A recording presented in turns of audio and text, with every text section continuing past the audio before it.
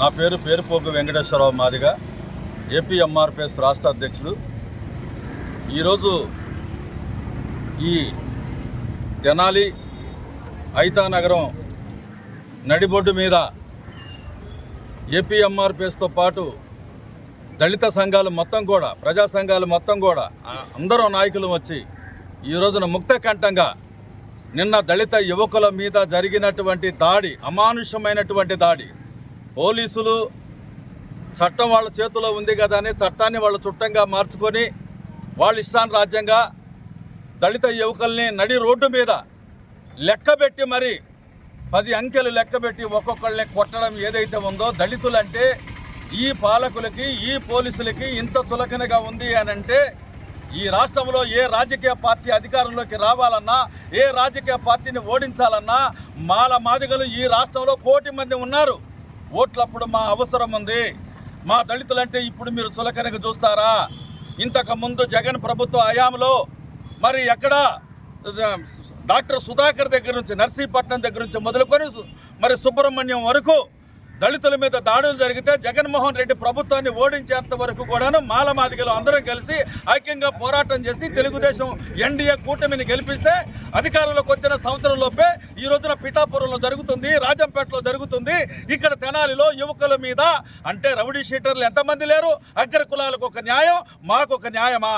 నడి రోడ్డు మీద తప్పు చేస్తే ఇవాళ మీరు పోలీస్ స్టేషన్లు ఉన్నాయి కదా, మీరు నడి రోడ్డు మీద జులుం చేస్తున్నారంటే పోలీసుల మీద, సిఐల మీద ఎస్సీ ఎస్టీ యాక్ట్ కూడా వాళ్ళ మీద కట్టాల్సినటువంటి అవసరం ఉంది.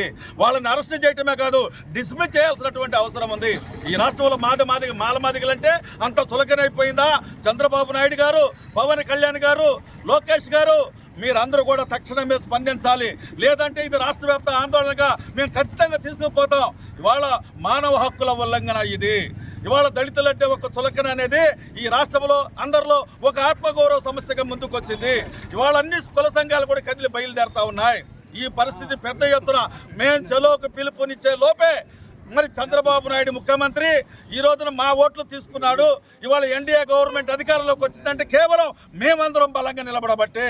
మాకు అన్యాయం జరిగితే మేము చూస్తూ ఊరుకోం. ఖచ్చితంగా పవన్ కళ్యాణ్, నువ్వు ప్రభుత్వంలో ఉండకముందు ప్రశ్నిస్తానన్నావు, ఈ రోజున ప్రశ్నించే బాధ్యత కూడా నువ్వు తీసుకోవాలి. ఇవాళ పవన్, జగన్మోహన్ రెడ్డి, అదేవిధంగా లోకేష్, అదేవిధంగా చంద్రబాబు తక్షణమే స్పందించి ఈ దాడుల్ని ఖండించడంతో పాటు వెంటనే ఈ అమానుషమైనటువంటి చర్య మీద మేము ఇవాళ ఎస్సీ కమిషన్ కలుస్తాం. అది సెంట్రల్ కావచ్చు, స్టేట్ కావచ్చు, హ్యూమన్ రైట్స్ కమిషన్ కలుస్తాం. అదేవిధంగా డీజీపీని కూడా కలుస్తాం.